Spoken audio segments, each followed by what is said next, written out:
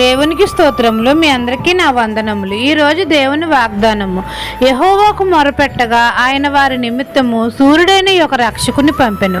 యెషయా గ్రంథం 19వ అధ్యాయం 20వ వచనం. పరిశుద్ధుడైన మన తండ్రి అయిన యెహోవాకు మనం మొరపెట్టినప్పుడు మన నిమిత్తము సూర్యుడైన ఒక రక్షకుని పంపుతాను అని మన తండ్రి మనతో సెలవిస్తున్నారు. మన అందరి పాపం విమోచన కొరకు మన తండ్రి తన ప్రియకుమారుడైన యేసయ్యను ఆ సిలువలో బలిగా అర్పించాడు.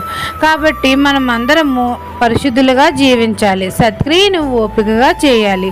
నీతిని అనుసరించి దుర్నీతిని ద్వేషించాలి. దేవుని దృష్టిలో సత్క్రియ చేసే ప్రతి ఒక్కరికి దేవుడు తోడుగా ఉంటాడు. మనం అందరము నీతిమంతులుగా ఎంచబడతాము. మనం ఆపదలో ఉండి మొరపెట్టినప్పుడు తండ్రి వెంటనే మన మొర ఆలకించి మన నిమిత్తము శూరుడైన ఒక రక్షకుని పంపుతాడు. ఆ రక్షకుడు మనల్ని విమోచిస్తాడు.